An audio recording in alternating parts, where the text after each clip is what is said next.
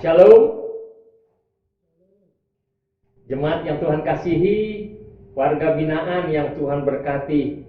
Firman Tuhan sebagai renungan, kekuatan dan pedoman bagi kita hari ini tertulis di dalam Mazmur 50 ayat 15. Saya akan membacakannya untuk kita. Mazmur 50 ayat 15. Berserulah kepadaku pada waktu kesesakan. Aku akan meluputkan engkau, dan engkau akan memuliakan aku. Demikian firman Tuhan. Berbahagialah kita yang senantiasa hidup dalam terang firman dan kasih Tuhan. Amin. Jemaat yang Tuhan berkati, tidak ada seorang pun di dunia ini yang bisa memberikan jaminan sebesar dan sepasti Tuhan. Tidak ada. Jika Tuhan katakan Dia akan meluputkan engkau, membebaskan engkau, ini pasti Tuhan penuhi.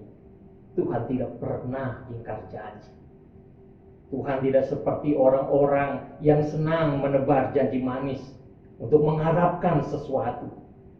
Atau seperti banyak perusahaan investasi bodong yang menipu nasabah atau investornya dengan janji akan memberikan keuntungan yang sangat besar.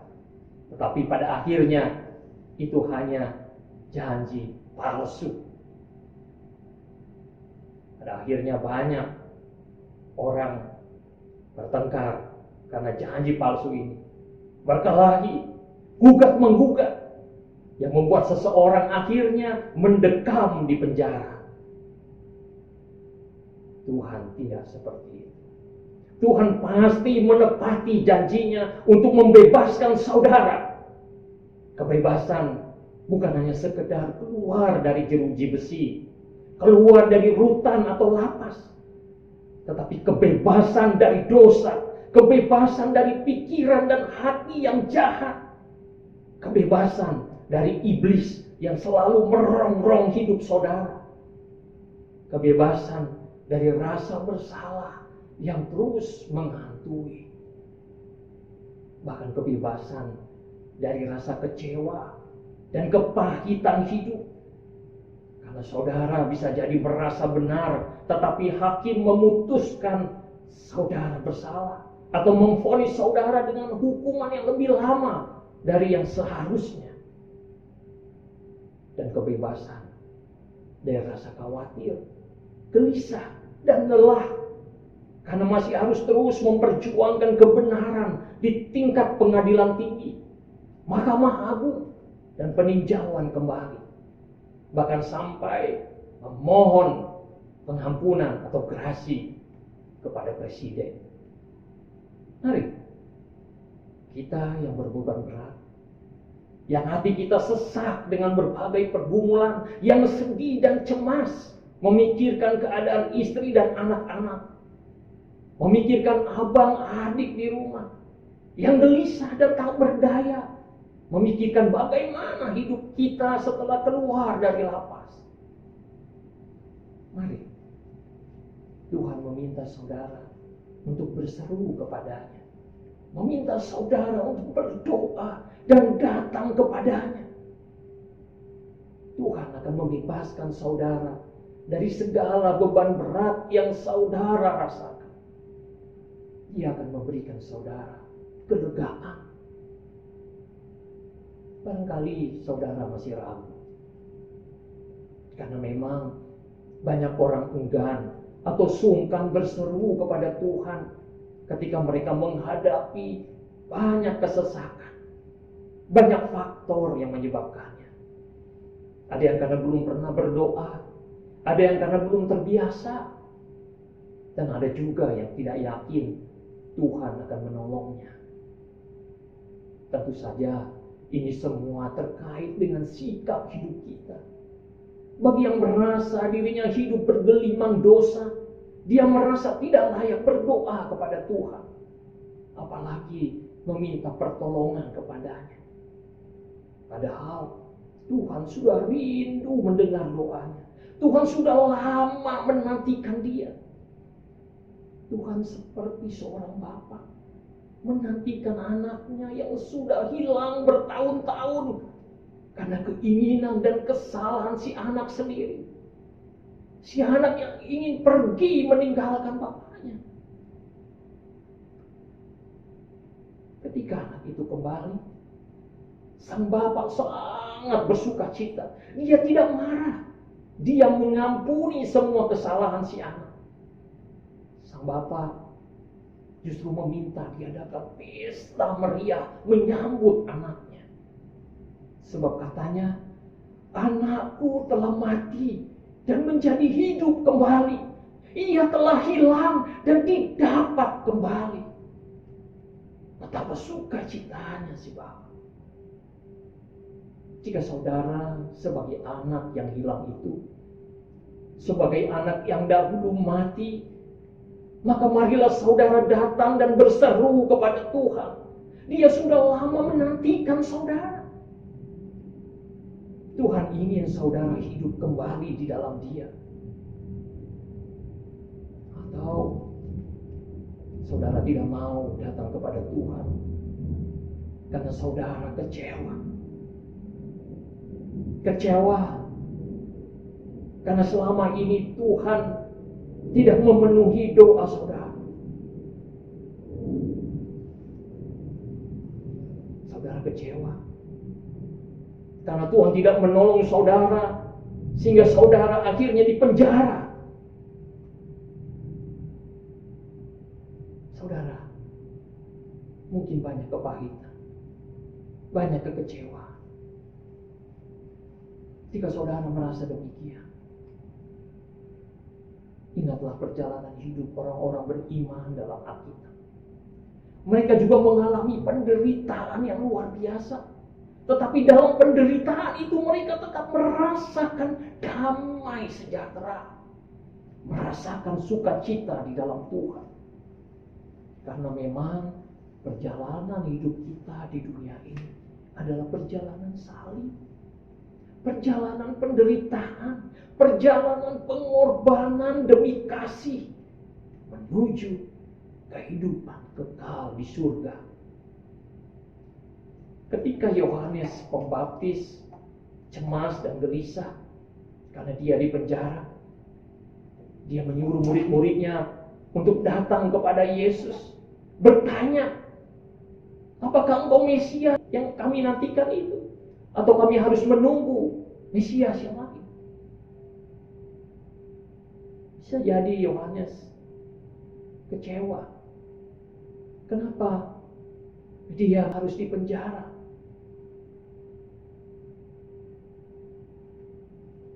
Jemaat yang Tuhan berkati, apa yang Yesus pesankan kepada murid-murid Yohanes? Yesus katakan, berbahagialah orang yang tidak kecewa dan menolak aku.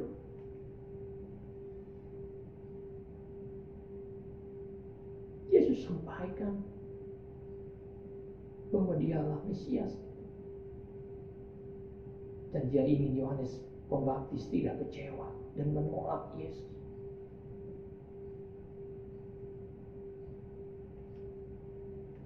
Kita tahu pada akhirnya Yohanes Pembaptis tidak kecewa. Dia dengan tulus menerima jalan hidupnya. Meskipun pada akhirnya kepalanya dipenggal oleh Herodes.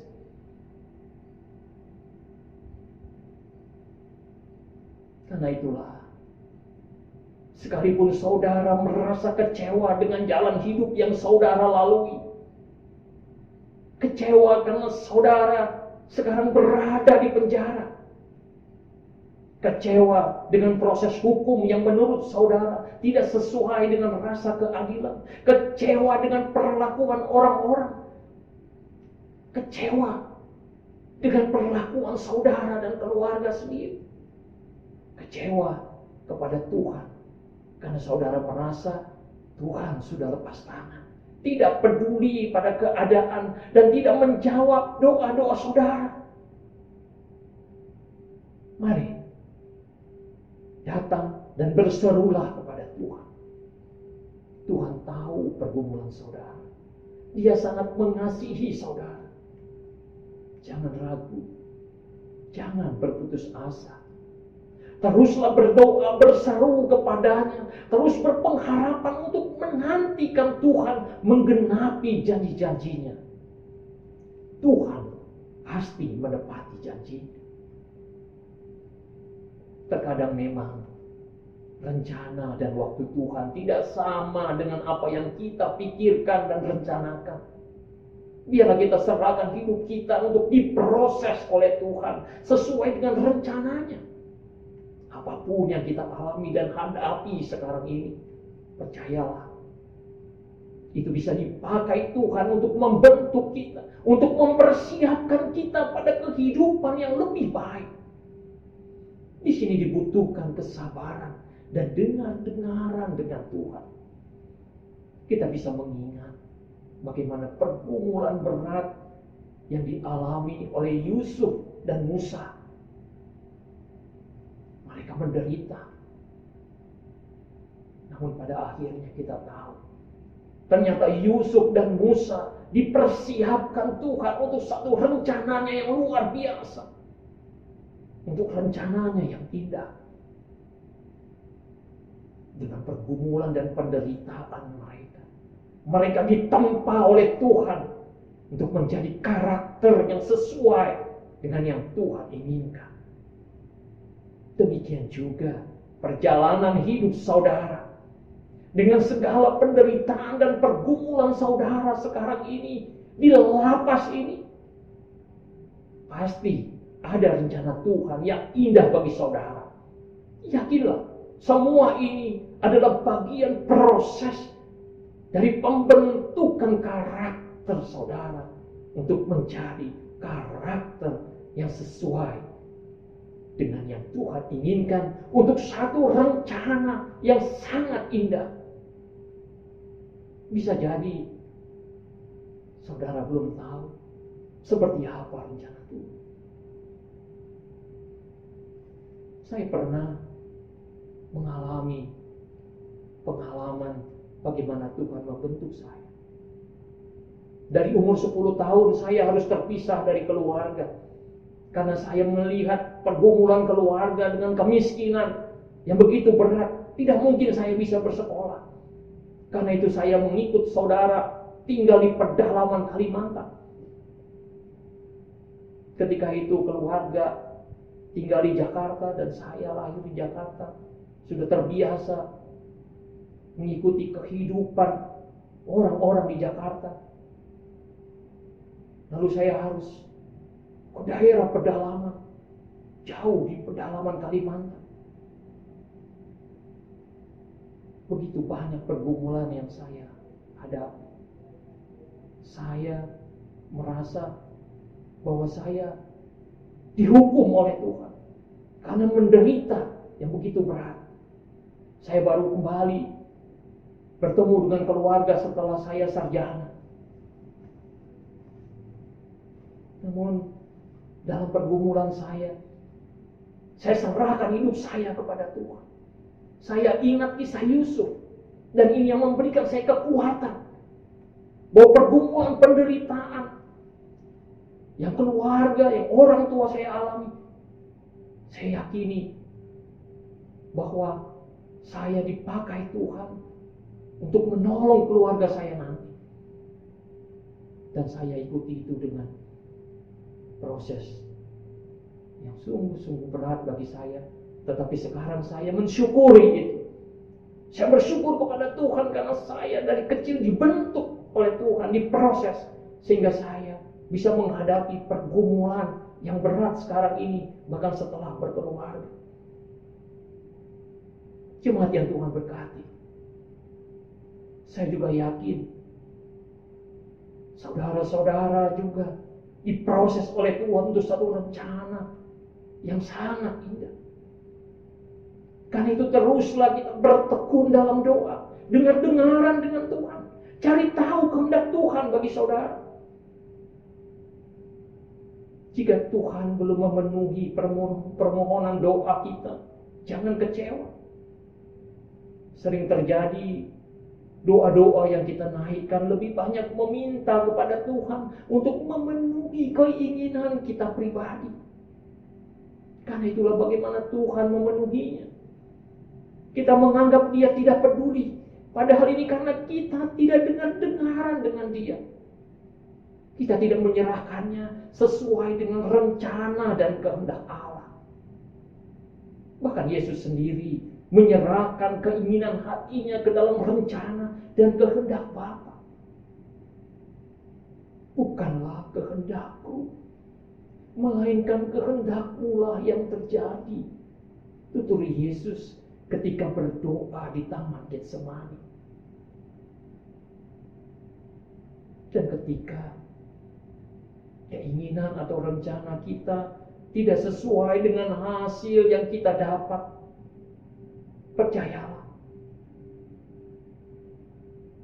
bahwa Tuhan ada rencana yang indah.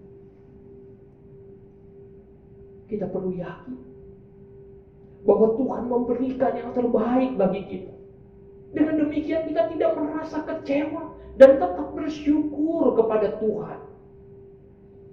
Jika sekarang kita merasa sesak oleh segala pergumulan dan persoalan, maka Tuhan janjikan kepada kita kelegaan dan pertolongan bila kita datang berseru kepadanya. Inilah yang juga bisa kita saksikan dari Hana, yang dalam doanya dia berseru dengan sepenuh hatinya. Oleh karena hatinya yang sedemikian sakit dan tertekan, dia berdoa terus-menerus sambil menangis terseduh-seduh. Tuhan pun akhirnya mengabulkan doanya. Hana pun mengandung seorang anak laki-laki, Samuel namanya. Tentu Tuhan menantikan doa seseorang yang berseru kepadanya dengan kebenaran dan keyakinan, atau dengan iman kepadanya. Firman Tuhan katakan, hendaklah ia memintanya dalam iman, dan sama sekali jangan bimbang. Sebab orang yang bimbang sama dengan gelombang laut yang diombang-ambingkan kian kemari oleh angin. Orang demikian janganlah mengira bahwa ia akan menerima sesuatu dari Tuhan. Dan doa orang yang benar, bila dengan yakin didoakan, sangat besar kuasanya. Yakobus 1 ayat 6 sampai 7 dan Yakobus 5 ayat 16. Itulah yang juga menjadi keyakinan Daud. Dia tahu Tuhanlah yang selama ini menolong dia melewati berbagai pergumulan berat. Mulai dari melawan harimau dan beruang, melawan Goliat, hingga hidup sebagai buronan. Engkaulah yang menolong aku dan meluputkan aku, tutur Daud. Karena itulah jika Tuhan berjanji akan meluputkan kita, itu pasti digenapinya. Daud katakan, Tuhan setia dalam segala perkataannya, dan penuh kasih setia dalam segala perbuatannya. Sekalipun kita orang yang bergelimang di dalam dosa, Tuhan tetap meminta kita untuk berseru kepadanya. Tentu seruan kita didahului oleh keinginan kita untuk bertobat dan memohon ampun kepada Tuhan. Seruan dengan pertobatan inilah yang dialami Nicky Cruz, seorang penjahat brutal dan kejam di Puerto Rico, Amerika Latin. Sejak bayi, Nicky sudah dipersembahkan oleh orang tuanya kepada iblis, dikutuk oleh ibunya, dan diperlakukan dengan kejam oleh ayahnya yang seorang imam iblis dan penyembah setan. Suatu ketika Nicky Cruz bertemu dengan seorang pendeta, dan akhirnya dia bertobat dan mau menyerahkan hidupnya kepada Yesus Kristus. Sejak itu hidupnya mendadak berubah. Dia menjadi orang yang sangat perhatian dan penuh cinta kasih. Dia akhirnya belajar di sekolah Alkitab Dan Tuhan memakai dia menjadi penginjil yang luar biasa dan penginjil besar dari generasinya pada saat itu. Beribu-ribu orang datang kepada Yesus melalui Nicky Cruz. Ini semua tentu karena pertobatan dan seruannya yang datang kepada Tuhan, sehingga Tuhan memperbaharui hidupnya, memulihkan hidupnya. Dan banyak orang melalui Nicky Cruz akhirnya bertobat dan memuliakan Tuhan. Luar biasa. Dan biarlah firman Tuhan siang hari ini juga memberikan kekuatan kepada saudara-saudara, warga binaan yang Tuhan berkati, untuk datang dan berseru kepada Tuhan, untuk bertobat, menyerahkan hidup saudara untuk Tuhan pakai dengan luar biasa untuk kemuliaan nama Tuhan. Amin. Kita berdoa.